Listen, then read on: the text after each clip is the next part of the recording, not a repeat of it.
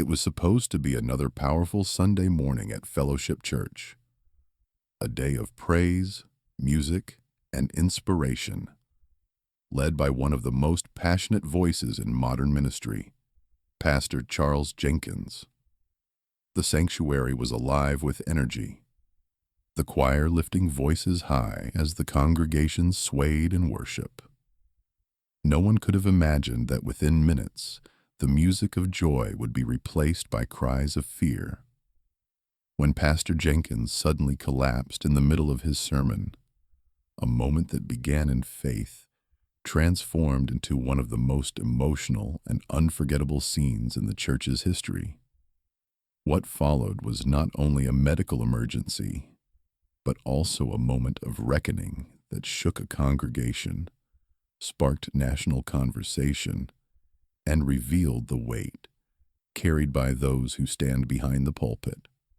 The moment that changed everything. Eyewitnesses recall that Pastor Jenkins was delivering his message with his usual fire, his voice rising, his hands gripping the pulpit, his words weaving through the crowd with conviction. Then, something shifted. His tone softened. His voice trembled. Some thought he was moved by emotion. Others thought it was simply the power of the Spirit. But within seconds, his strength gave way. His body leaned forward, and before anyone could react, he fell. The church, once filled with clapping hands and joyful shouts, fell into chaos. Screams erupted. Some cried out his name, others ran to his side. Ushers rushed to clear space around him, while trained medical professionals in the congregation hurried forward. It was a scene that no one there will ever forget. Faith colliding with fear in an instant. The race to help. Within moments, the sanctuary became a swirl of movement and prayer. Some called 911, others dropped to their knees in tears, hands raised toward heaven, pleading for their pastor's life. The choir that had been singing moments before now stood frozen, stunned into silence.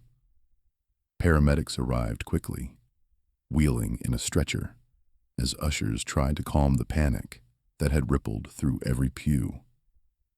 The flashing lights of emergency vehicles reflected through the stained glass windows, painting the sanctuary in flickers of red and blue. When Pastor Jenkins was carried out on the stretcher, many followed him to the doors, crying and praying aloud. The sound of sirens outside echoed like a lament. For a congregation built on faith, this was a test that words alone could not explain. A community in shock. The news spread like wildfire through Chicago's South Side. Phones buzzed. Social media lit up. Videos from inside the church began circulating, showing the panic that had unfolded moments after the collapse. Hashtags like #PrayForJenkins began trending within hours, but amid the storm of prayers came whispers, questions that no one yet had answers to. Was it exhaustion, stress, or something deeper that had been silently taking its toll? The uncertainty only deepened the fear. For a man known for his tireless energy, the suddenness of it all was too much to comprehend.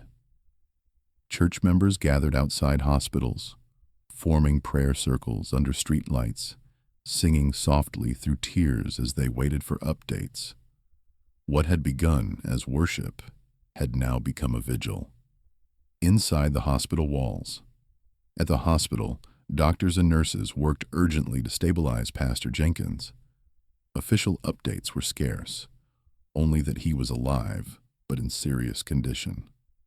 The family, gathered at his bedside, refused to leave. His wife, known for her quiet strength, asked for privacy and prayer. She spoke with calm faith, even as her eyes betrayed the pain she was enduring.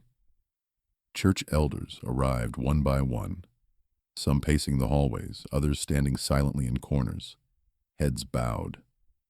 Hours felt like days. Small details.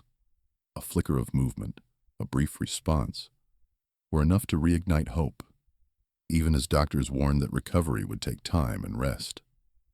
The nation reacts. By the next morning, national headlines had picked up the story. Gospel artists, faith leaders, and churches across the country united in prayer. Bishop T.D. Jakes, Kirk Franklin, and other figures in the gospel community publicly urged followers to storm heaven for Jenkins. Messages poured in from fans, colleagues, and friends calling him a light in dark times, and a servant who had poured out everything for others. Candlelight vigils began outside Fellowship Church, where hundreds gathered through the night. The choir softly sang the same worship songs that Jenkins had once led, their voices trembling through the cold air. The sense of community was overwhelming. People of all ages holding hands, believing for a miracle. Rumors and reflections. But as love and prayers flooded social media, so did speculation. Some questioned whether the church was being transparent enough about his health. Others pointed to the relentless demands placed on pastors of large congregations. A few critics suggested that the modern church's pace, constant travel, digital presence, and public pressure was pushing leaders past their breaking points. It was no longer just about one man's health. It became a mirror held up to an entire system. The discussions grew passionate but also necessary. For the first time in years, thousands began to talk openly about the unseen mental and emotional toll of ministry. Leadership under pressure. Inside the church, the elders faced a difficult task. They had to comfort a grieving congregation while also planning for the unknown. Private meetings were held to discuss how to maintain services, manage public communication, and prepare for a long recovery period. Some feared that without Jenkins's steady leadership, attendance would falter or morale would crumble. Yet others saw an opportunity, a chance to strengthen the church's foundation by empowering others to lead. The reality was undeniable. The ministry could no longer depend solely on one man's shoulders. Jenkins had built something powerful, but the moment had come for the congregation to carry it forward together. The pastor's message of love. Late that evening, a small but profound update emerged from the hospital. One insider revealed that Pastor Jenkins had briefly regained consciousness and whispered only a few words. "Tell the church, I love them." Those words spread like wildfire across social media, bringing tears and renewed hope to thousands. For his congregation, it was more than a message. It was a promise that his heart was still with them, even as his body fought to heal. Doctors remained cautious, warning that recovery would require complete rest, perhaps months away from the pulpit. Yet, that simple declaration reminded everyone of the faith and love that had always defined his ministry. A larger lesson for the church. The conversations that followed were sobering but healing. Pastors across the country began opening up about their own struggles with burnout, anxiety, and exhaustion.